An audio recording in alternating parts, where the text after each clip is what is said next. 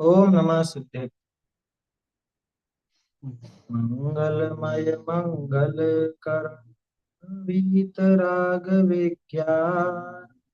नमो ताहि जाते भय अर आदि महा।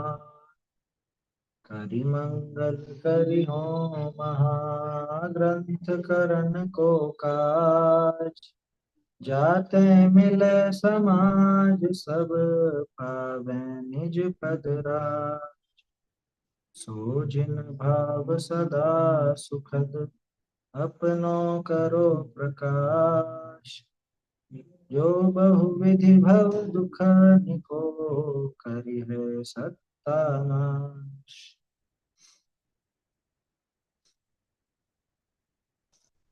मोक्ष मार्ग प्रकाशक में सिद्धों के सुख का वर्णन अपन देख रहे हैं। सुख का वर्णन कह लो या दुख के अभाव का वर्णन कह लो, एक ही बात है। सिद्धों के दुख क्यों नहीं, ये जैसे क्या कहें अपन, एक ही सिक्के के दो पहलू होते हैं ना। कि उनके सुख कैसे है, उसी को प्रश्न को पलट दिया जाए तो दुख कैसे नहीं। आठ कर्मों की वजह से जीव दुखी होता है ना। निमित्ताधीन कथन, आठ कर्मों की वजह से ये जीव दुखी होता है। और इन कर्मों का ही अभाव हो गया तो पूर्ण सुखी होता है। तो यही बात यहाँ पर चल रही कि सिद्धों के वो किसी भी प्रकार का दुख नहीं है जो हमारे पाए। जिस दुख से सारे संसारी जीव दुखी रहते हैं वो उन सिद्ध भगवान के पाया ही नहीं जाता। वो क्यों नहीं पाया जाता? क्योंकि दुख का कारण नहीं पाया जाता। देखो टोडरमल जी ने शुरू में एक ही बात कही थी कि दुख का भी अभाव हुआ और दुख के कारणों का भी अभाव हुआ। शुरू में आई थी ना ये बात। तो दुख के कारणों का अभाव हुआ वही दिखा रहे हैं यहाँ। उससे ही सिद्ध होगा कि दुख का अभाव हुआ।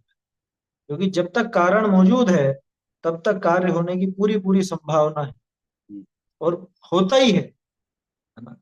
वो कारण कारण ही नहीं है कि जो कार्य रूप परिणमित ना हो। अपने यहाँ तो बात यह है, रोडरमल जी वो एक शब्द का प्रयोग करेंगे आगे, साक्षात नियम रूप कारण।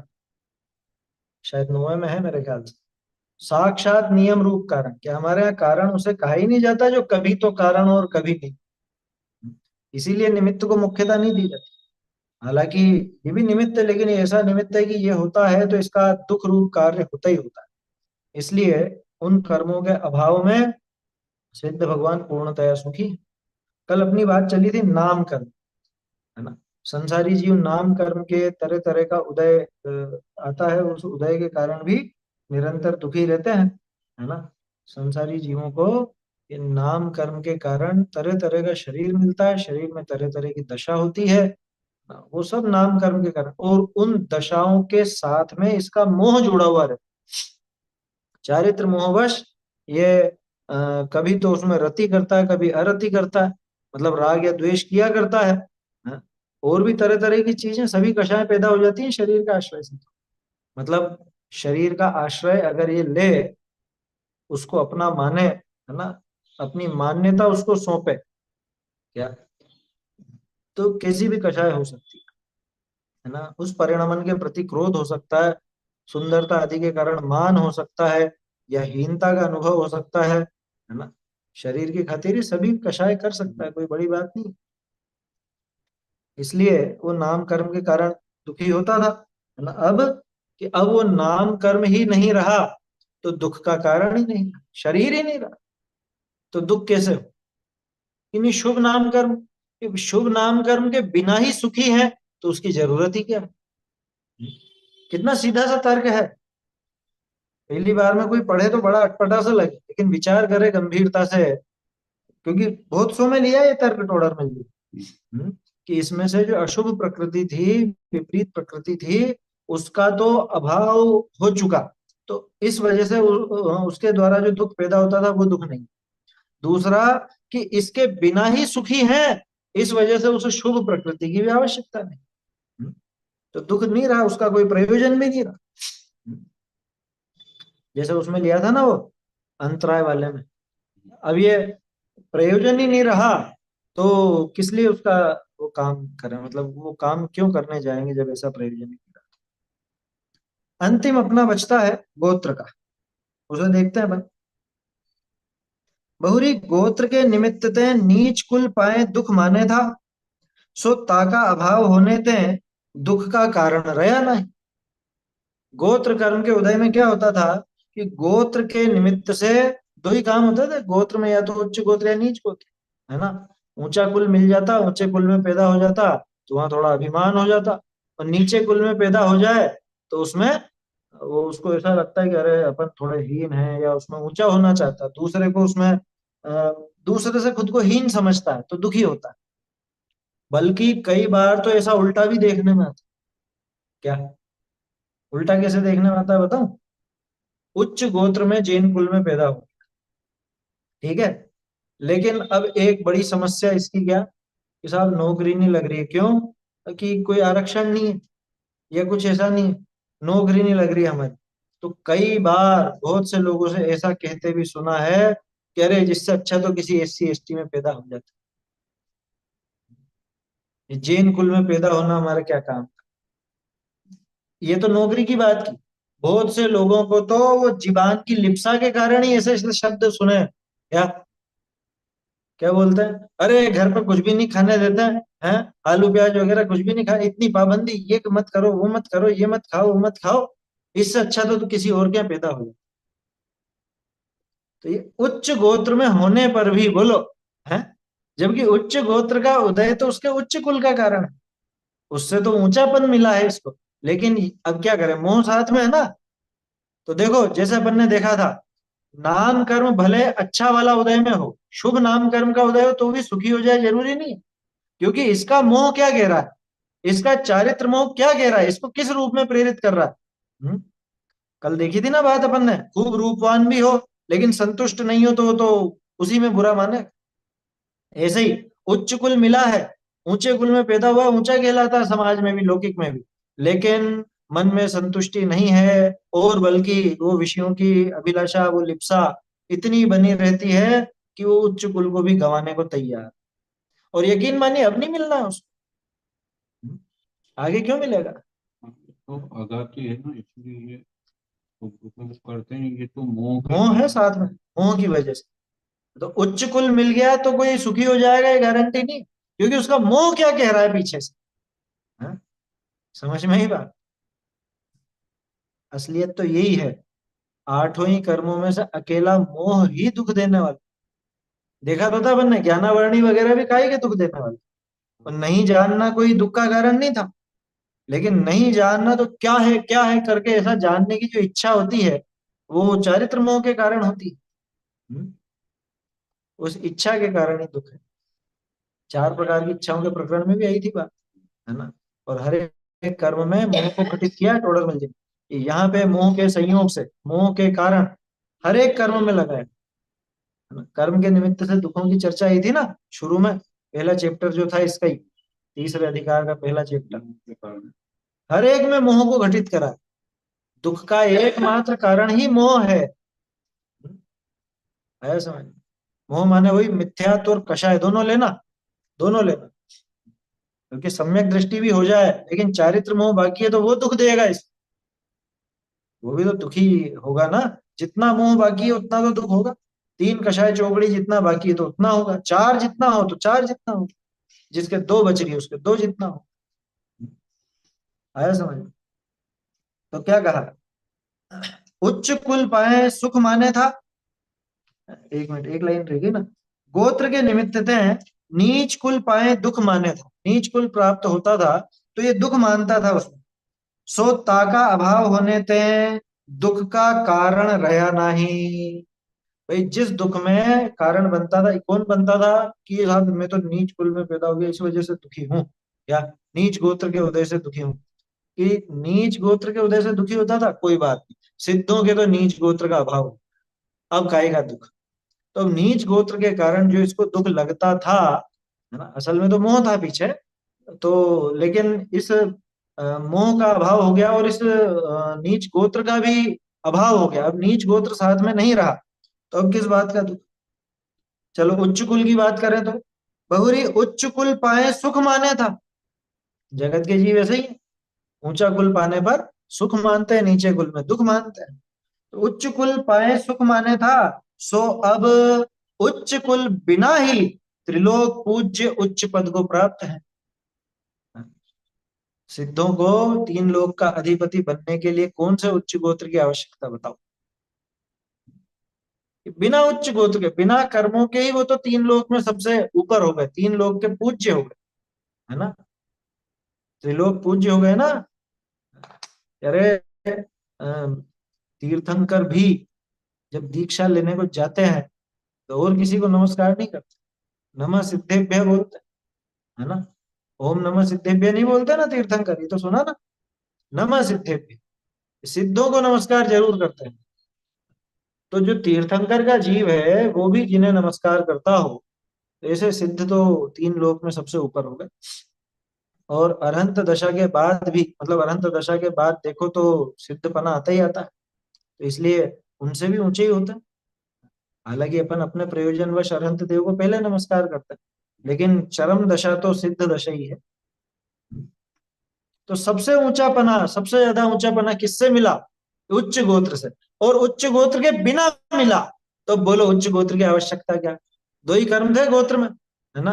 नीच गोत्र की वजह से ये दुख मानता था, सो नीच गोत्र का अब तो कोई काम रहा नहीं, नीच गोत्र का तो अभाव हो गया, तो उस कारण तो अब दुखी नहीं होंगे। और उच्च गोत्र, ये उच्च गोत्र के बिना ही सुखी है, तो उसकी आवश्यकता क्या है? जैसा तर्क वो नाम में लिया था ना, नाम कर्म में, बस वैसे ही तर्क है। हाँ, शुभ नाम कर्म के उदय से जीव सुखी होता है यहाँ पे, लेकिन ये तो शुभ नाम कर्म के बिना ही पूर्ण सुखी हैं, तो इनको कोई आवश्यकता नहीं शुभ नाम कर्म। आया समझ में? तो सरल सी बात है, इसमें तो गोत्र में ऐसी कोई विशेष था, विशेष बात थी नहीं। वो तो जैसे नाम कर्म में देखा वैसे यहाँ समझ ले। कल गोत्र के संबंध में बात चली थी ना, कि भाई तिर्यंचों के, नारकियों के, इनके कैसा क्या। तो वैसे तो बात हो ही गई थी कल अपनी। तिर्यंच और नारकियों के नियम से नीच गोत्र का ही उदय होता। पहले मैं ऐसा सोचा करता था, है ना, जब ये सिद्धांत के बारे में पता नहीं चला था, कि बहुत से जानवरों के, जैसे कुछ जानवरों को ऊंचा समझा जाता है, जैसे शेर है या हाथी है, घोड़ा है, इनको तो ऊंचा समझेंगे। और गधा हो गया या कोई और जानवर हो गए बेचारे ऐसे, तो इनको नीचा समझते हैं, तो इनके नीच गोत्र होगा, और शेर वगैरह के उच्च गोत्र होगा। या जैसे कुत्ते हैं, अब कुत्तों की कई ब्रीड होती है, क्या।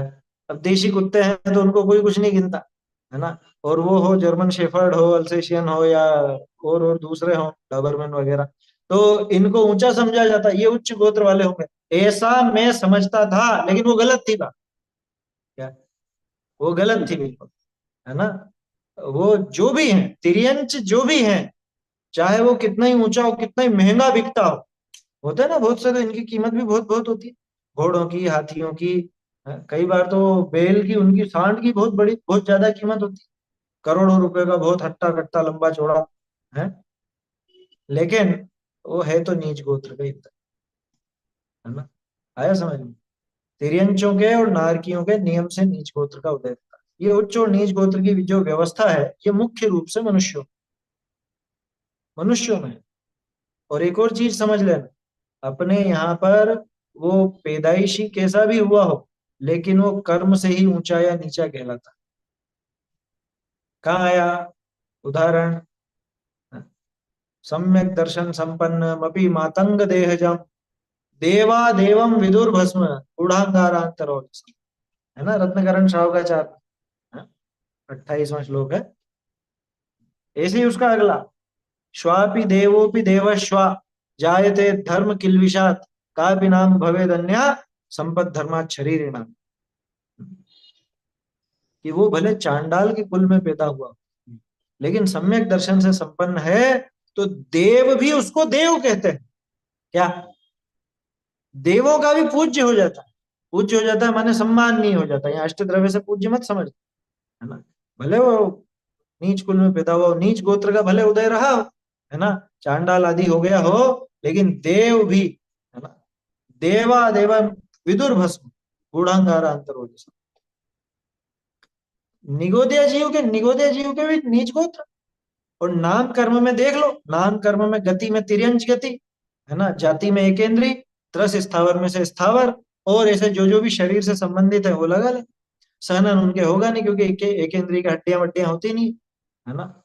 संस्थान बिल्कुल बेकार सा, है ना, जो कुछ भी हो, वो कीलिक हो या असंप्राप्त सपाटिका हो या जैसा भी है, वो नीचे सबसे बुरा रहता है। और भी स्पर्श रस गंध वर्ण जैसा जो, वो सब केवल ज्ञान गम्य है, क्योंकि निगोदिया का तो किसको पता चले, कितना छोटा सा। अरे जिसका खुद का शरीर नहीं हो, निगोदिया तो साधारण ही होता है ना, प्रत्येक पना तो वहां है नहीं। और साधारण का मतलब तो जिसका खुद का कोई शरीर नहीं, एक ही शरीर को सारे के सारे मिलकर के उस शरीर में रहते हैं। शरीर तो हो गई थी ना, तो शरीर होता है ना, स्वयं का अलग नहीं होता, कॉमन होता है समझ में, सार्वजनिक है ये, अकेला नहीं। वो जीव जो है, हम्म। वो जीव मतलब शरीर से तो होगा ना। अरे शरीर सहित होगा तो, लेकिन वो उसका मालिक नहीं है। अनंत प्रत्येक का अर्थ है कि वो मालिक नहीं है। जैसा अभी मान लो ये शरीर है, एक तो है, कौन, एक तो प्रत्येक है मालिक, बोला। ये साधारण है, मतलब वो उसका मालिक नहीं है, प्रत्येक नहीं है वो, आया समझ। जैसा अभी ये शरीर है, अपने शरीर में कितने जीव हैं, एक तो अपन है ही सही, इसके अलावा अपने खून की एक एक बूंद में असंख्य असंख्य बल्कि अनंत हो, इतने जीव हैं कि नहीं, तो अनंत जीव तो यहाँ भी है। फिर कि लेकिन इस शरीर का स्वामी कौन कहलाता, शरीर का स्वामी तो मैं कहलाता हूं। तो ये प्रत्येक और साधारण में बहुत बड़ा अंतर है, कि वो शरीर का स्वामी होता है, भले उस शरीर के आधार से और भी जीव रहते हो, उससे मतलब नहीं है ना। और भी जीव रहते हो, भले और तरह जीव भी रहते हैं, अपने ही पेट में मान लो कीड़े पड़ जाएं, कुछ ऐसे हो जाए, हो जाता है ना, शरीर में कुछ हो जाए, जीव पड़ जाए, लेकिन वो इस शरीर के स्वामी नहीं। और जो साधारण जीव है, निगोदिया है ना, सॉरी मैं उल्टा बोल गया, वो हाँ ये तो सही बोला अपन ने, कि वो इस शरीर के स्वामी नहीं। इस शरीर का स्वामी कौन, इस शरीर के स्वामी तो अपन। क्यों, क्योंकि अपनी इच्छा से ये शरीर चलता है। लौकिक कथन कह रहा हूं, ध्यान रखना, निमित्त निमित्तिक संबंध की अपेक्षा, है ना। वो पेट में जो कीड़े पड़े हुए हैं, वो ये सोचे कि अभी मैं दौड़ लगाता हूं, तो ये शरीर दौड़ नहीं लगाना, लेकिन मैं सोचूंगा कि मैं दौड़ लगाता हूं तो दौड़ लगाएगा। निमित्त निमित्तिक कथन जितना ही लेना, है ना, इतना ही समझना। मतलब अपनी इच्छा का और इस शरीर की क्रिया का परस्पर में ऐसा निमित्त निमित्तिक संबंध बनता है ना, तो ये प्रत्येक जीव की निशानी। प्रत्येक जीव अपने शरीर का मालिक स्वयं होता है, प्रत्येक नाम का जीव, है ना, प्रत्येक जीव माने हर एक जीव नहीं। और जो साधारण जीव है, साधारण जीव वो अपने शरीर का मालिक खुद नहीं होता, वो एक कॉमन शरीर में वो असंख्य अथवा अनंत अनंत जीव उसके अंदर रहते हैं, एक ही शरीर। ये जो आलू प्याज जमीकंद आदि हैं, ये सब सारे के सारे साधारण जीव, मतलब साधारण है, ये निगोद है, समझ में आई बात।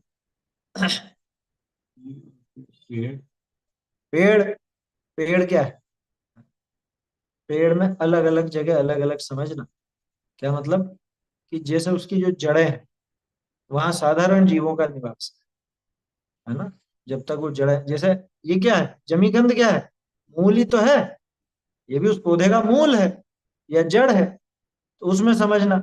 ऐसे ही जब वो फूल है, अब फूलों में तो तरस जीव भी बताया जाता है ना, उसके अलावा जैसे अब फूल के बाद वो फल बन रहा है, लेकिन फल अभी अपक्व अवस्था में है, आया समझ में। अपक्व अवस्था जिसको अपन कहते हैं, उसी को क्षुद्र फल कहा जाता है। जब तक वो बीज वगैरह का निर्माण नहीं, उसका एक आकार पूरा नहीं बन जाए, तब तक वो अपक्व दशा में है, तब तक वो साधारण है, साधारण वनस्पति जैसी समझना। ये तो प्रत्येक, लेकिन उसको अपन बोलते हैं सप्रतिष्ठित प्रत्येक। क्या, सप्रतिष्ठित प्रत्येक और साधारण में कोई विशेष अंतर नहीं। हाँ इतना है कि जो साधारण है वो साधारण ही रहेगा, और सप्रतिष्ठित प्रत्येक कुछ समय बाद अच्छी तरह जब पक जाएगा तब अप्रतिष्ठित प्रत्येक हो जाएगा, वो अपने खाने लायक हो जाता है ना। जैसे अपन गिलकी लौकी वगैरह जो भक्ष्य पदार्थ जो भी खाते हैं, ये सब सप्रतिष्ठित होने के बाद, सॉरी सप्रतिष्ठित नहीं, अप्रतिष्ठित होने के बाद, उसके बाद ही जब ये प्रत्येक बन जाते हैं अच्छी तरह से, पक्व हो जाते हैं, तभी अपन इनका भक्षण करते हैं। उसके पहले तो ये अभक्ष हैं, उसके पहले आलू में और वो अपक्व लौकी या गिलकी वगैरह में कोई अंतर नहीं, ऐसा समझ। उस समय सब प्रतिष्ठित है। तो निर्णय कैसे करें भाई? एक सीधी सी पहचान है, बीज जिसमें बन गए। सबसे पहली पहचान यही है, बीज बन गए मतलब वो पक्व हो चुकी है, पक चुकी है। अब भले वो बढ़ेगी और ज्यादा बढ़ेगी, उसमें कोई ऐसी दिक्कत वाली बात नहीं है। इसको अब देखो कैसे समझे अपन। अ, जैसे मान लो 13-14 वर्ष, ठीक है ना, अब वो माँ बनने योग्य तो हो चुकी, लेकिन क्या अभी उसका शरीर और नहीं बढ़ेगा? कि शरीर भले बढ़ता रहेगा, लेकिन होता है ना, पहले के जमाने में तो हो ही जाती, 13-14 साल की उम्र में शादियां हो जाती थी, बच्चे हो जाते थे 14-15 के। हाँ? तो माँ बनने लायक तो हो चुकी हो, लेकिन अभी शरीर और बढ़ेगा, अभी और लंबाई बढ़ेगी, थोड़ी हट्टी कट्टी होगी, जैसा भी है वो होगा। तो वैसा समझना यहाँ क्या, ये जो सप्रतिष्ठित प्रत्येक और अप्रतिष्ठित प्रत्येक की बात है, तो जब तक अपने वो भक्ष्य पदार्थ ही, चाहे वो अपने आम केला वगैरह फल हो या लौकी गिलकी वगैरह सब्जी हो, लेकिन जब तक इनका पूरा विकास नहीं होता, माने जब तक इनमें बीज वगैरह नहीं पड़ता, तब तक तो समझना ये सप्रतिष्ठित प्रत्येक है, और इनमें जीवों की संख्या वो निगोद जैसी समझ क्या। और जब इनमें बीज वगैरह बन जाए, ऊपर की वो छाल वगैरह अच्छी परिपक्व हो जाए, और अब बिल्कुल ऐसी समभंग नहीं होता हो, है ना, ये सब आता है, लक्षण आता है ग्रंथों में, तब फिर इसको अपन अप्रतिष्ठित समझ लेते हैं और फिर उसका भक्षण करते हैं। जब अप्रतिष्ठित हो जाए मतलब परिपक्व हो जाए तब, उसके पहले तो जैसे भक्षण करते पेड़ हैं। बन गए तो पेड़ का स्वामी कौन है? कोई पेड़ का स्वामी कोई एक जीव नहीं है। तो पेड़ बन गया था वो। हाँ, पेड़ नहीं बना, पेड़ में पैदा हुआ, पेड़ बनता थोड़ी ना है। पेड़ में तो असंख्य जीव, अनंत जीव रहते हैं, और मरते जाते हैं, दूसरे पैदा होते जाते हैं। पेड़ वर्षों तक जीता है। जो आकार है, हाँ, तो वो आकार किसका वो है? किसी एक जीव का नहीं। क्यों पेड़ उत्पन्न हुआ? हाँ, उत्पन्न हुआ तो उसमें बहुत सारे जीव साथ साथ चल रहे हैं। उत्पन्न एक थोड़ी ना हुआ है, वो तो एक शरीर का निर्माण है। जैसे पेड़ में यूं समझ में नहीं आया तो पानी की बूंद से समझ, एक बूंद बराबर एक जीव है? बिल्कुल नहीं, एक बूंद में असंख्य जीव होते हैं, असंख्य जीव, है ना। ऐसे ही पेड़ में समझना। पेड़ नष्ट भी तो हो जाता है। हाँ, होता है ना, मतलब जैसे पानी नष्ट होता है वैसे पेड़ नष्ट होता है। पेड़ नष्ट होता है तो सारे जीव भी मरते हैं, उसमें क्या है। जैसे वृक्ष नष्ट होगा तो सारे जीव भी उसके साथ ही मरेंगे। शरीर में बहुत जीव है। हाँ, इसमें भी बहुत जीव है, लेकिन वो स्वामी नहीं। और उधर पेड़ में फिर हाँ, लेकिन मांस में तो यूं है कि निरंतर उत्पत्ति भी होती रहती हम्म, है, और वृक्ष गिर जाए, खत्म हो जाए, उसके बाद उसके आधार से जो जीव थे धीरे धीरे धीरे धीरे समाप्त होते जाते हैं। वृक्ष में एक जीव नहीं है, एक जीव उसका स्वामी नहीं, ये समझ लेना क्या, भले वो प्रत्येक वनस्पति वाले ही क्यों ना हो। ऐसा है। एक पेड़ का स्वामी एक जीव नहीं होता कभी भी। स्वामी माने उस शरीर का, यूं नहीं कि ये हमारा लगाया हुआ पेड़ है तो हम इसके स्वामी हैं। अभी सावन में तो लगाते हैं लोग बाग पेड़, कि ये हमारा पेड़ वो तुम्हारा पेड़, वो वाली बात नहीं कर रहे अपन। अपन शरीर के स्वामी की बात कर रहे हैं, ठीक है ना। खैर, तो ये तो एक इंद्रिय वगैरह की बात चली, इसलिए अपन ने बात की। तो इस तरह से उनके नाम कर्म भी तरह तरह का समझना चाहिए। स्वर है नहीं तो सुस्वर दुस्वर की बात बनेगी ही नहीं। स्वर तो दो इंद्रिय और उसके ऊपर के जीवों के ही होता है ना। भाषा ही नहीं है तो क्या उनके सुस्वर और दुस्वर। गोत्र में नीच गोत्र का उदय उनके है ना। बोलिए। पंडित जी, साधारण जीव समझ में नहीं आया। साधारण जीव समझ में नहीं आया। प्रत्येक जीव इसको जैसे आपने बताया वो तो समझ में आ गया कि जैसे अपन अपना शरीर है ना, हाँ, अपन इसके स्वामी है, अपन जैसे चाहेंगे वैसा होने लगता है शरीर। हाँ, लेकिन साधारण जीव के बारे में समझ नहीं आया, क्लियर नहीं हो रहा है, जैसे प्रत्येक जीव क्लियर हो गया। देखो साधारण जीव ऐसा है कि आप यूं समझो, इसके लिए मैं एक उदाहरण लिया करता था पहले। जैसे आपका मकान है ना, और आप उसके मालिक हो, आप उस मकान में रहते हो, ठीक है। और बड़े शहरों में कुछ ऐसी जो कच्ची बस्तियां हैं, कुछ ऐसे रहते हैं, वहाँ चोल रहती है। चोल समझते हैं ना? जैसे पहले ऐसा कुछ पाठ पढ़ा था, कलकत्ता वगैरह में ऐसी लंबी लंबी चोल रहती, रेल के डब्बे जैसी है, बम्बई में भी है। तो वहां पे एक ही चोल में, वो एक ही कमरे में, बल्कि चोल में तो अलग अलग कमरे रहेंगे या कुछ ऐसा रहेगा, लेकिन वो पूरा एक ही रेल के डब्बे जैसा बड़ा कमरा, क्या है ना। अब उसमें ही 5-7 परिवार एक साथ। बोलो उसका स्वामी कौन है? क्योंकि उनमें से एक भी स्वामी नहीं। आपकी आवाज या तो कट रही है या बीच में डिस्टरबेंस है ना, सुनिएगा ध्यान से। अब इस उदाहरण को थोड़ा अपन बढ़ाते हैं। अपना एक बड़ा सारा मकान है ना। उस मकान के एक हिस्से में अपन रहते हैं, वो अपना है मकान, ठीक है, अपन स्वामी है उसके। और उसी मकान में अपन ने बहुत सारे कमरे बना रखे हैं, और उन कमरे में किराएदार रहते हैं, ठीक है। उसी मकान में वो किराएदार हैं, उसी मकान में हम भी हैं। तो हम जो हैं वो तो उस मकान के स्वामी कहलाते हैं, और वो बाकी के जो हैं वो किराएदार हैं, वो स्वामी नहीं है।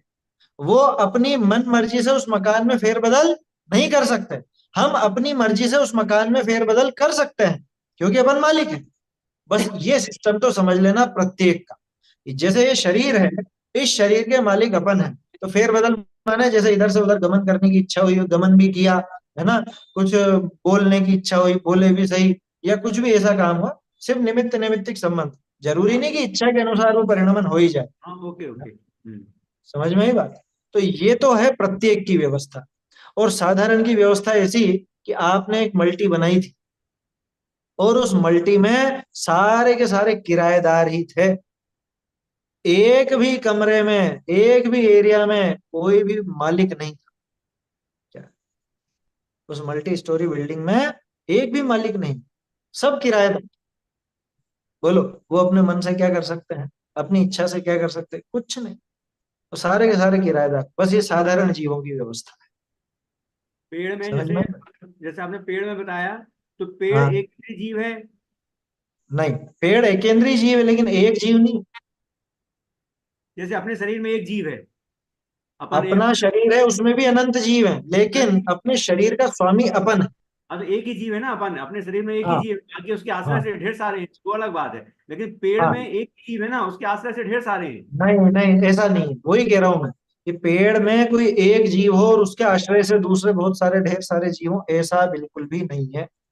उस पेड़ का मतलब उस वृक्ष में रहने वाले जितने भी जीव हैं वो सारे किराएदार हैं, एक भी मकान मालिक नहीं है। मतलब वो त्रस जीव की बात कर रहा है कि वो जैसे अपने शरीर में एक अरे आत्मा स्थावर है। की बात कर रहा हूं मैं, स्थावर में प्रत्येक भी होते हैं, लेकिन प्रत्येक जीव, जैसा भी मान लो एक ही बेल है, एक ही बेल पर लौकियां लगी बहुत सारी। लौकी तो समझते हैं, सभी लौकी खाते हैं, लौकी भक्ष पदार्थ। या एक ही केले का वृक्ष है, और उसमें सैकड़ों केले लगते हैं, है ना। और एक एक फल में, चाहे वो लौकी हो चाहे वो केला हो, कुछ भी हो, एक एक फल में असंख्य असंख्य जीव होते हैं। अरे उस पूरे वृक्ष का छोड़ो, उस पूरी बेल का छोड़ो, उस एक फल का स्वामी भी कोई एक जीव नहीं है। उसमें असंख्य जीव है। हाँ ये जरूर है कि उसमें जो असंख्य जीव हैं, उस केले में जो असंख्य जीव हैं, वो प्रत्येक जीव है ना, परिपक्व में, तो उनमें प्रत्येक जीव अपने अपने शरीर का स्वामी स्वयं। करेक्ट। क्या? पूरे केले का स्वामी एक जीव नहीं है, इस बात को समझना। लेकिन उस केले में जो प्रत्येक जीव हैं, उनके अलग अलग शरीर हैं, उन शरीरों के स्वामी वो स्वयं। और जो आलू है, अब आलू में अनंत जीव है। अंतर समझ में आ रहा है ना? केले में असंख्य जीव है, आलू में अनंत जीव है। और केले में जो जीव है वो प्रत्येक है, माने एक शरीर एक जीव। ऐसे बहुत सारे शरीर केले में, और आलू में के अनंत शरीर हैं, और एक एक शरीर के आश्रय से अनंत अनंत जीव हैं, मालिक कोई नहीं।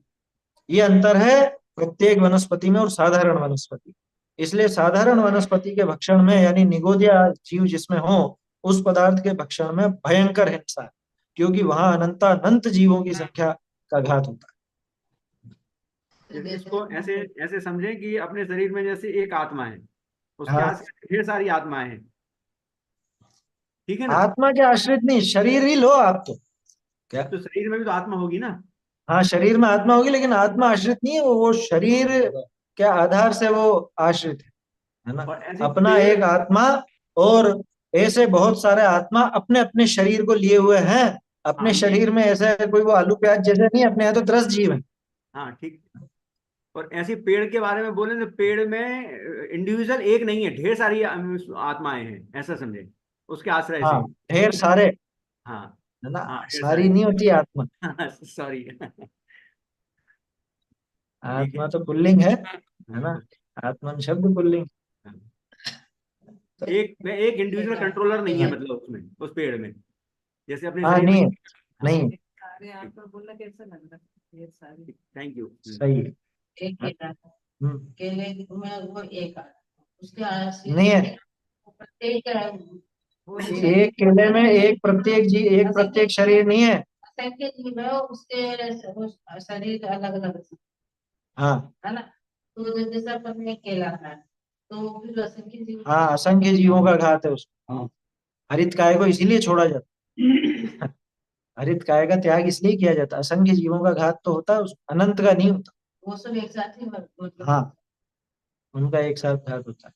ये धनिया मेथी पालक ये तो सब अभक्ष है। आया समझ में है, लेकिन ये क्या कहो अपन, साधारण है ये। ये साधारण तो नहीं है, लेकिन वैसे ही समझना, उनके आधार से बहुत ज्यादा संख्या में जीव होता है ना। उसमें रत्नकरण में तो निकला था विषय अपना। रस्ता के वो मांस का दोष बता दिया। हाँ, 10 जीव भी रहते हैं उनके आश्रय से। धनिया मेथी पालक और जो भी ऐसी पत्ते वाली सब्जियां होती हैं, ये अपने खाने लायक नहीं, अभक्ष है। क्या, बिल्कुल अभक्ष है ना। ये तो छोड़ ही देनी चाहिए क्या। आया समझ में। देखो हमारे घर में तो बिल्कुल कोई पत्ती आती नहीं है। बरसों हो गए, पत्ती आती नहीं है। और बहुत से लोग देखो, अब वो कहेंगे कि साल भर तो नहीं खाते हैं, साल भर तो खाते हैं, लेकिन 4 महीने तो छोड़ देते हैं। अरे 4 महीने से क्या होगा, वो तो छोड़ो हमेशा के लिए, उसमें क्या है। पत्ती वाली चीज खाने लायक नहीं। तो फिर चटनी काहे की बनाए। उनके तो दिमाग में ही रहता है। खूब बनती है ना। आप वो खीरा की बना सकते हो, ककड़ी की, खीरा ककड़ी होती है उसकी बन जाती है। या जो ये गिलकी और तुरई होती है, इनके ऊपर की छाल की बन जाती है, बिल्कुल हरी चटनी बनती है, उसमें क्या है। कोई ऐसी बड़ी बात नहीं है ना। वो तो देखो मन की बात है, अपने मन को समझाने की बात उसमें जो है थोड़ा सा सूखा जगह में है। पानी हाँ, गीला कर दो, वो विधि अलग है उसकी पूरी। उसके साथ में गला दो। गला दो, जो सूखा धना आता है ना, धना, गोल धना, धनिया नहीं बोल रहा, धनिया पत्ती नहीं, धना, उस धने को गला करके और उसमें आप डाल दीजिए, ककड़ी की चटनी बनाइए, बिल्कुल पीस दीजिए उसमें। वो तो एक साथ ही पीस जाते हैं, तो बिल्कुल आप जज नहीं कर सकोगे कि ये अलग बनाई है कुछ। हमारा तो कोई जल्दी समझ में ही बात। तो इसलिए वो विकल्प छोड़ना चाहिए। पत्ती वाली सब्जी खाने लायक ही नहीं। अरे साहब, स्वास्थ्य के लिए अच्छी रहती है, ये अभी तक क्या पढ़ा था। स्वास्थ्य किससे मिलता है। और साता वेदनी और नाम कर्म करेगा वो काम तो, वो स्वास्थ्य किससे रहेगा, वो तो साता वेदनी से। और तू पाप करके और सोच रहा है कि मेरा स्वास्थ्य अच्छा रहे, वो कैसे रहेगा। हाँ? समझ में आ रही है बात? क्या नहीं खाने वाले सारे मर ही जाते हैं, और वो खाते खाते क्या जिंदा ही रहते हैं हमेशा। वो तो सारे ही मरने हैं। इसलिए क्यों व्यर्थ का पाप कमाना। जीवों का घात बहुत ज्यादा है उसके अंदर, इसलिए वो छोड़ देना चाहिए। पेज नंबर तो वही चल रहा है, 75, मोक्षमा प्रकाशन। पर पेट में मरता। हाँ, मैं मान रहा था अब तक प्रभु भोजन से जीवन चलता है। नरकों में भोजन बिन जीवन, और भरपेट मनुष्य क्यों मरता है। ये पत्ते वाली तो खाएंगे उससे स्वस्थ रहते हैं और ऐसा रहता है कि स्वस्थ रहता है तो मर तो गया, खा खा के भी तो मरा ही है, कौन सा जीवित रह गया। बीमार होता है। और क्या बीमार नहीं पड़ते वो कभी, सब बीमार पड़ता है।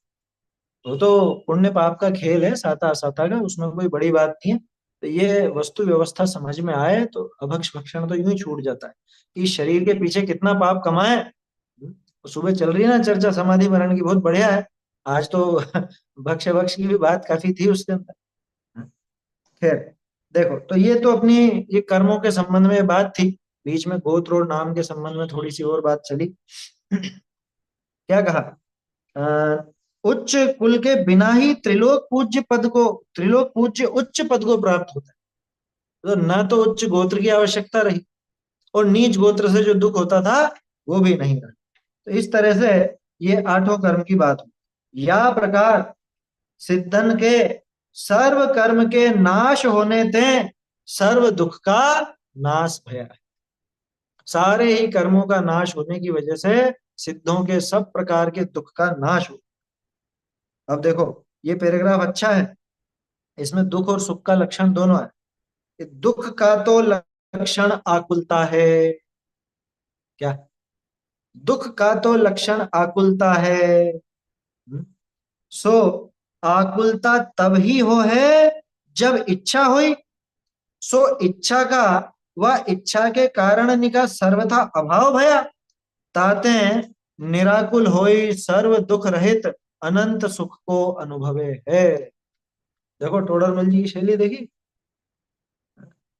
इस अध्याय में, इस अधिकार में जीव के, संसारी जीव के दुख दिखाए थे तीन तरह से। कैसे दिखाए थे? पहले तो कर्मों की अपेक्षा से दिखाए, है ना रितेश भाई? इसमें तीन तरह से इसे व्याख्या करिए। पहले कर्मों की तरफ से दिखाए, उसके बाद पर्याय की अपेक्षा दिखाए। पर्याय में भी हर एक पर्याय में कर्मों को घटित करा कि मनुष्य गति में ज्ञानावर्णी क्या क्या करेगा, तिर्यंच में क्या करेगा, देव में क्या करेगा, ऐसे ऐसे घटित किया। फिर तीसरी तरह से दिखाए थे चार प्रकार की इच्छाएं, और उसके अंदर वो दुख की सिद्धि करी थी। नोट करा था ना अपन ने? इच्छा बराबर आकुलता बराबर दुख, ये फॉर्मूला है। ज्यादा इच्छा बराबर ज्यादा आकुलता बराबर ज्यादा दुख, कम इच्छा बराबर कम आकुलता बराबर कम दुख, इच्छा का अभाव बराबर आकुलता का अभाव बराबर दुख का अभाव बराबर पूर्ण सुख। वो का वो यहाँ घटित कर रहे हैं। ये जो तीन तरह से दुख घटित किया, अब सिद्धों का सुख भी वैसे ही घटित कर रहे हैं। देख लो आप, अभी तक अपन ने देखा कर्मों की अपेक्षा से, अब बात आ गई इच्छा की अपेक्षा से, है ना? गति की बात जरूरत ही नहीं है क्योंकि गतियों से तो पार हो गए, इसलिए उसको नहीं लिया, है ना? देखा टोडरमल जी बिल्कुल एक सेट ट्रेंड पर चलते हैं। जो उन्होंने एक वो क्या बोले फर्मा बनाया है, उस फर्मे पर ही चलते हैं। क्या? दुखों को जैसे घटित किया था वैसे ही सिद्धों के सुख को घटित कर रहे हैं। इस पैराग्राफ में वो इच्छा वाला जो चैप्टर निकला ना अपना, 71 पेज पर जो नीचे ही नीचे नोट किया था अपन, इच्छा है सो आकुलतामय है और आकुलता है वह दुख, ऐसा देखा था ना? वो की हुई बात अब यहाँ पे रिपीट हो रही। क्या कहा? फिर से देखते हैं। दुख का तो लक्षण आकुलता है। दुख का लक्षण तो आकुलता, और आकुलता कब होती है? कि आकुलता तो जब इच्छा होती है। सो इच्छा का, एक सेकंड, आकुलता तभी होए जब इच्छा हुई, और जब इच्छा का और इच्छा के कारणों का सर्वथा अभाव हो गया तो पूर्ण निराकुल होकर के सर्व दुख रहित अनंत सुख को अनुभव है। चाह गई चिंता गई मनवा बेपरवाह। जब सारी इच्छा नष्ट हो गई, चाह नष्ट हो गई, अब क्या दुख होगा? कर्म रहे नहीं, इच्छा रही नहीं, इच्छा के जो कारण होते थे वो भी नहीं रहे। अब कौन दुख पैदा कर देगा? अब आकुलता कहां से आएगी? यहां से ही दौलत राम जी ने वो पंक्ति निकाली, कौन सी? आत्म को हित है सुख, सो सुख आकुलता बिन कही, आकुलता शिव माही न, है ना? तो आगे है फिर, ताते शिव मग लगे चाहिए, वो तो प्रेरणा दी। आकुलता शिव माही न, मोक्ष की तो बात चल रही है ना। मोक्ष में आकुलता रंच मात्र भी नहीं है। क्यों नहीं है?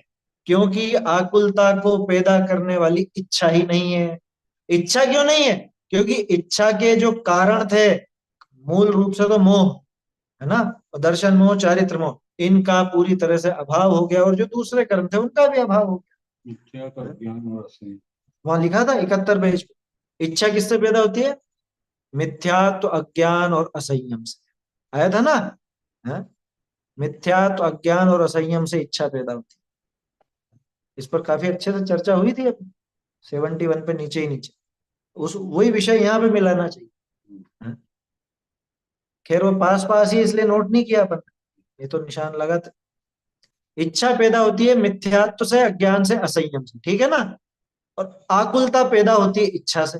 माने क्रम पूरा अपना ऐसा बन गया, मिथ्यात्व, अज्ञान, असंयम से इच्छा, इच्छा से आकुलता, और आकुलता है वो ही दुख है, ठीक है। अब सिद्धों के न तो मिथ्यात्व, न अज्ञान, न असंयम, और इनके जो कारण थे यानी दर्शन मोह, चारित्र मोह इत्यादि, वो कर्म नहीं है, तो इसलिए न तो मिथ्यात्व होगा, ना अज्ञान होगा, ना असंयम होगा। जब ये तीनों नहीं होंगे तो इच्छा भी नहीं होगी, इच्छा नहीं होगी तो आकुलता भी नहीं होगी, और आकुलता नहीं है इसी का नाम सुख है। आकुलता नहीं होने की वजह से दुख नहीं है, क्योंकि आकुलता ही दुख था। दौलत राम जी की पंक्ति को उलट दो, आत्म को हित है सुख सो सुख आकुलता बिन कहिए, लिखा था ना। इसका उल्टा करो, आत्म को अहित है दुख सो दुख आकुलता ही कहिए। क्या, वो जो आकुलता है वो ही दुख है ना, और वो ही आत्मा का अहित है, आत्मा का अहित करने वाला है, बुरा करने वाला ऐसा। आगे ना बात यहाँ पे, सो इच्छा का व इच्छा के कारण नहीं का, इच्छा भी नहीं और इच्छा के कारण भी नहीं, इच्छा के कारणों का भी सर्वथा अभाव भया, सर्वथा अभाव होगी। कौन सी अपेक्षा से इच्छा पैदा हो जाएगी, है? बहुत से लोग ऐसे मूर्ख जैसी बात करते हैं, कभी ना कभी तो वापस लौट के आएंगे ही सही वहां से, है? सिद्ध हो गए ना। अरे एक ने लेख लिख दिया था ऐसा, बताया था ना पहले मैंने आपको, बहुत पहले। एक ऐसा लेख लिखा कि सिद्ध हो गए तो कोई वो अनंत अनंत काल के लिए वहीं नहीं रहेंगे, बहुत समय बाद फिर वापस आए। अरे क्या करना आएंगे ये तो बता। हम्म? क्या करना आएंगे, उनके क्या काम बाकी रहेगा, कि वो बोर हो जाएंगे शायद, कि ये ऐसा मूर्ख है, ये सबको अपनी ही नजर से तोलता है। क्या, जैसे वो छोटा बच्चा हो ना, वो सबको ये समझता है कि जैसे मेरे जूते आते हैं 2 नंबर के, ऐसे इनके भी आ जाएंगे 2 नंबर के, 3 नंबर, है। सबको एक ही उसमें तोलता है, एक ही तरह। कि सिद्धों के ऐसा सुख प्रकट हुआ, ऐसी इच्छाओं का अभाव हुआ कि अब वापस आने का तो कोई काम ही शेष नहीं था। उसको कारण ही नहीं। कारण क्या, मूल बात वही है ना, क्यों आएंगे, कारण बताओ, कि नहीं आ जाएंगे। अरे कहाँ से बोलते हो आ जाएंगे, हाँ? जब कुछ लेना देना ही नहीं बचा। जिस कारण से इच्छा अच्छा, वहां भीड़ हो जाएगी इसलिए कि सिद्धों के एक दूसरे से कोई टकराव नहीं होता। एक सिद्ध जहां रहते हैं उसी स्थान पर, उसी जगह पर अनंतानंत सिद्ध विराज सकते हैं, वहां कोई बाधा आने वाली नहीं। इस हॉल में कितने बल्ब का प्रकाश समा सकता हाँ, ये सीधा उदाहरण, ये जो हॉल है ना जहाँ मैं बैठा हूँ, है? यहाँ पे कितने बल्बों का प्रकाश आ सकता है बताओ। मैं एक बल्ब जलाऊं, दूसरे बल्ब को दिक्कत होगी थोड़ी सी अपना प्रकाश फैलाना, है? ये उस प्रकाश को दूसरे बल्ब के प्रकाश से बोलते या ये प्रकाश थोड़ा उससे दब जाए, या वो वाले बल्ब को थोड़ी समस्या होगी तीसरे बल्ब से, तीसरे को चौथे से, चौथे को पांचवे से। अरे वहां तो क्या क्या गप्पे बोलते हैं, क्या कहें, है ना, अब नाम भी लेने के नहीं समझ में नहीं बात। ऐसे चक्कर में आ मत जाना कभी, ऐसा मीठा मीठा बोल बोल के फंसाते हैं लोगों को, हैं? मीठा बोल बोल करके और ऐसा फंसाएंगे, वो ऐसा दिखाएंगे जैसे आपको आपके ही ग्रंथों का पता नहीं है, वो बताएंगे सही अर्थ, हैं। हैं? समझ में आ रही है बात, हर कुछ बोलते हैं। तो वो नहीं है बात, वहां भीड़ हो जाएगी, भीड़ हो जाएगी तो तकलीफ क्या है, हैं?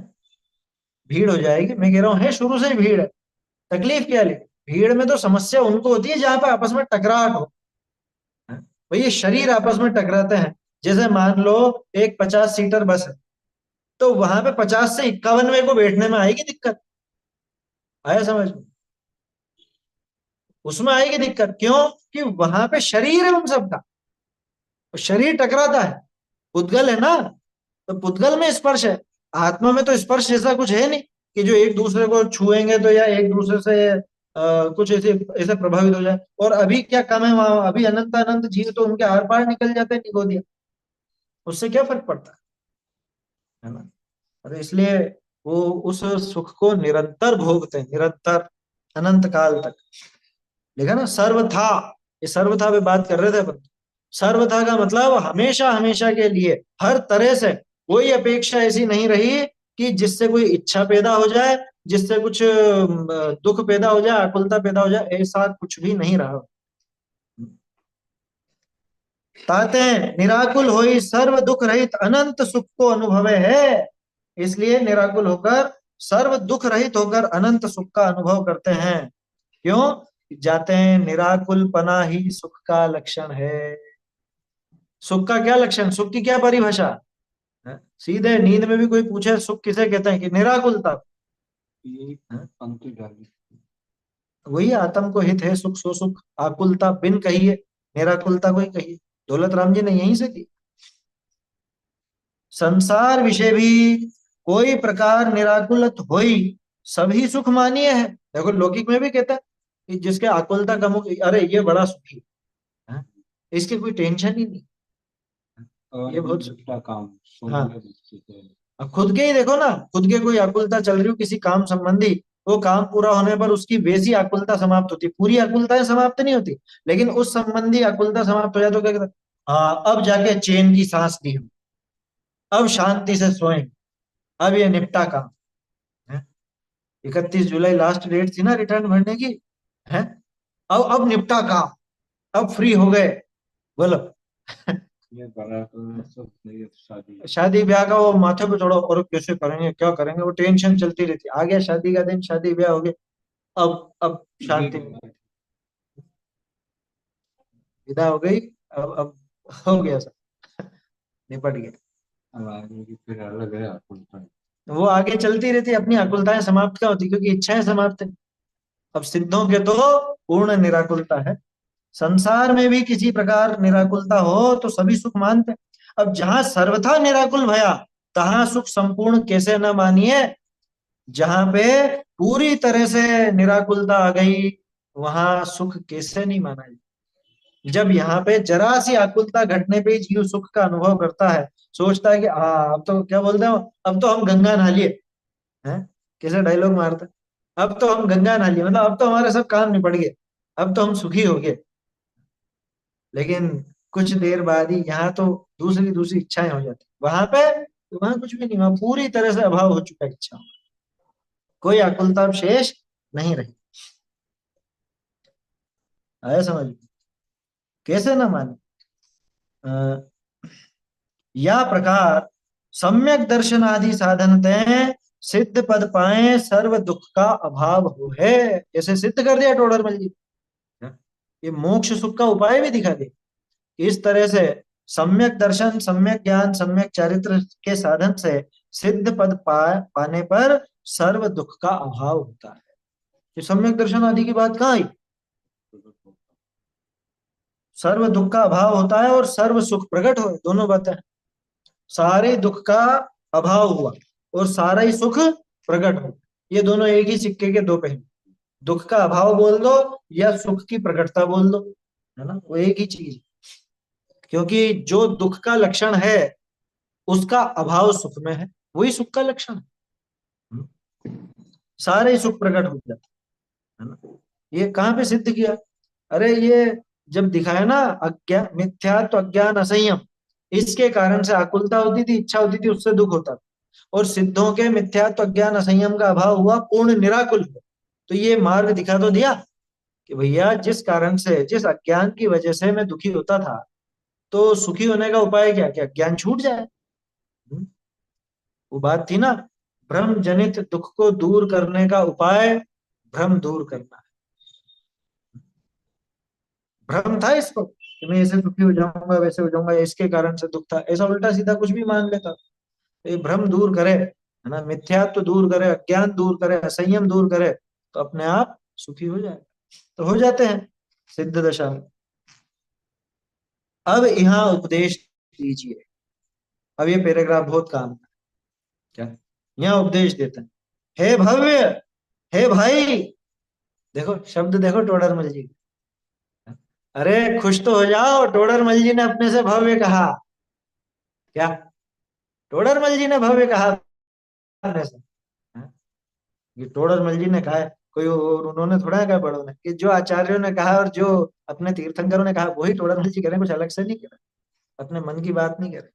हे भव्य हे भाई, अरे देखो एक बात तो है, जो यहाँ तक आया जो ये 75 पेज जिसने पढ़े, तो कुछ विचार करके ही पढ़े होंगे, हैं, कुछ सोचा ही होगा, प्रीति पूर्वक अगर ये विचार किया हो, इन बातों को पढ़ा सुना हो, तत्प्रति प्रीति चित्तेन येन वार्तापि ही श्रुता श्रुता निश्चितम स भवेत् भव्यो भावी निर्वाण भाज, जो जिनवाणी सुन हर्षाए निश्चित ही वह भव्य कहा। ऐसा भजन में डायरेक्ट लिख दिया। हाँ, आओ रे सुनवा, है ना, जिनवाणी अमृत रसाल रसिया आओ रे सुनवा, उसके अंदर है क्या, जो जिनवाणी सुन हर्षाए निश्चित ही वह भव्य कहा। हे भव्य, हे भाई, तो संसार के दुख दिखाए। देखो दूसरे अधिकार में कर्म के उदय में क्या क्या दशाएं होती थी ये देखा था अपन ने, और तीसरे अधिकार में कर्म के उदय में जो दशाएं हुई उनमें जीव दुखी कैसे होता है ये देखा। दोनों में अंतर था ना, नहीं तो कर्मों का वर्णन तो दोनों ही अधिकार में, लेकिन दूसरे तीसरे में अंतर क्या, कि दूसरे में जीव दुखी होता है या नहीं उससे ये नहीं कहा था, उसमें सिर्फ ये कहा था कि कर्म के उदय से क्या होता, कौन से कर्म के उदय से, और तीसरे में किस कर्म के उदय में कैसी दशा बनती है और जीव उसमें दुखी क्यों होता है ये भी दिखाया, और सुख से मतलब उस दुख को दूर करने का उपाय भी दिखाया। हे भवे हे भाई, तो को संसार के दुख दिखाए, ते तुझ विषय बीते है कि नाही सो विचार। सबसे पहले तो ये ठंडे दिमाग से बैठ करके, शांति से एकांत में बैठ करके विचार करो, टोडरमल जी ने जो जो दुख दिखाए, जैसे ज्ञानावरणी से क्या अवस्था हुई और मैं उसमें कैसे दुखी हुआ, ये घटित करके देखो खुद पर, है ना, कर्म अपेक्षा से भी पर्याय अपेक्षा से दिखाया था ना, है? जैसे अपन मनुष्य संगी पंचेंद्रिय, तो संगी पंचेंद्रिय जैसा अपने ज्ञानावरण का क्षयोक्षम तो हुआ है, तो ज्ञानावरण का जो क्षयोक्षम हुआ है उस क्षयोक्षम से मैं कुछ चीजें जानता हूँ, और थोड़ा उदय भी, ज्यादातर तो उदय है, उस उदय के कारण नहीं जान पाता। और टोडरमल जी ने लिखा था ये नहीं जानता है तो इसको जानने की इच्छा होती है, विषय इच्छा, पहली इच्छा। ये तीनों मिक्स हो गई ना, कर्म आधारित, पर्याय आधारित और इच्छा, है? तो विषय इच्छा होती है, तो ये हुई कि नहीं हुई मेरे, कि आगे क्या आएगा, आगे क्या है, ये इच्छाएं होती है कि नहीं होती, है? किसी भी विषय को जानने का वो अपन कोशिश करते हैं कि नहीं, वहां वहां क्या हो रहा होगा, है? अरे और कुछ नहीं तो स्कोर क्या हुआ, है, शेयर का भाव क्या हुआ, खोल करके तो देखें, है, या कौन सी कंपनी जीत रही है, कौन सी टीम जीत रही है, ये हार रही है, ये क्या है, ये जानने की इच्छा है। और जब तक नहीं जान लूं तब तक दुखी होता रहता। तो ये तुझ पर बीते हैं या नहीं, ये मैंने एक उदाहरण लिया, बाकी सब घटित करके देखना। कल अपन ने नाम कर्म की बात की थी ना, वही घटित करके देख लो। नाम कर्म के उदय से जैसा भी अपने आंख नाक कान चेहरा इत्यादि बने हैं, उसमें वो सब तो बन गए, अब चारित्र मोह भी साथ में पड़ा हुआ है, और दर्शन मोह के कारण, मिथ्यात्व के कारण अपन इस शरीर को अपना माने बैठे हैं, तो उसके कारण मैं दुखी हुआ या नहीं हुआ। ये रंग मुझे अच्छा नहीं लगता था, तो रंग बदलने का प्रयास करने में मैं कितना दुखी होता हूँ। बोलो, चेहरा ऐसा नहीं ऐसा होना चाहिए, हाथ पैर ऐसे नहीं ऐसे होने चाहिए, इसके पीछे कितना दुखी होता हूँ, कितनी सामग्री जुटाता हूँ, तो ये दुख मुझे वास्तव में है या नहीं। अरे असता की उदीर्णा से भूख लगी, और भूख के कारण मुझे दुख हुआ, तो दुख लगा या नहीं, दुख हुआ या नहीं, है? यही बता रहे हो, तो सीधी सी बात कह रहे हैं कि तुझे जो संसार के दुख दिखाए, ते तुझ विषय बीते हैं कि नहीं, अनादिकाल से तू चारों गतियों में भटकता रहा या नहीं, ये चारों गतियों में तरह तरह के दुख तूने पाए या नहीं, सो विचार। अब दूसरी बात, पहला विचार तो ये हो गया कि ये दुख से दुखी है, तो पहले तो ये स्वीकार करना कि हाँ दुखी है। अब दूसरा विचार, अर तू उपाय करे है ते झूठे दिखाए, सो ऐसे हैं कि नहीं सो विचार। कि तू जितने भी उपाय करता है इन दुखों से बचने के, क्या आज तक वो दुख दूर हो गए। छोटा सा ही उदाहरण ले लो, भूख मिटाने का उपाय क्या है, सीधा सा उपाय, खाना खा लो, है ना, तो मिट गई भूख, है? सुबह खाया था शाम को लगी कि नहीं लगी, और शाम को खा लिया ना, अभी तो निवृत्त हो गए ना सब, फिर कल सुबह खाओगे कि नहीं खाओगे? हैं? तो कहाँ मिटी भूख? तो मैंने तो उपाय क्या समझा था कि खाना खा लूंगा भूख मिट जाएगी, लेकिन भूख तो मिटी नहीं। भूख का मिटना तो उसे कहें कि अब भूख ही ना लगे, वो तो सिद्ध दशा में होता है। तो हमने जो भी उपाय किए, अरे अपन जितनी भी चीजें अपन ने जुटाई हैं अपने परिवार अपने घर में, क्या ये चीज ले आऊं तो सुखी हो जाऊंगा, ले आए ना, थोड़े टाइम बाद उसी से दुखी क्यों हो गए? हैं? बोलो, मोबाइल जब खरीदा था तब कितने, ये नया आ जाए ना तो अच्छा, नया आ जाए तो अच्छा, और साल 2 साल में या 3 साल 4 साल जो जितना चला, अरे अब परेशान हो गया, अब तो नया लो। कि क्यों, जब लाए थे बड़े खुश थे और यही सोच के लाए थे इससे तो मैं सुखी हो जाऊं। हो गया क्या सुखी? कि जो जो तूने उपाय किए वो सब सुख के नहीं निकले, वो तो झूठे ही उपाय थे। वो ऐसे हैं या नहीं, सो विचार। अब तीसरा विचार, अर सिद्ध पद पाए सुख होय कि नाही, सो विचार। क्योंकि सिद्धों के सुख कैसे है और दुख कैसे नहीं है, वो भी अपन ने तर्क सहित कारण सहित देखा है। ऐसा ही नहीं कि उन्होंने कह दी और अपन ने मान ली। भाई जिन जिन कारणों से हम दुखी थे, वो सारे कारणों का अभाव हो गया ना सिद्ध दशा। तो वो ये बात सिद्ध हुई कि नहीं कि सिद्ध परम सुखी है? तो तीन बातों का ये विचार करना है कि जितने दुख दिखाए गए वो हम पर घटित हुए या नहीं। दूसरा, हमने उन दुखों को दूर करने के लिए जो जो उपाय किए वो सारे झूठे निकले या नहीं।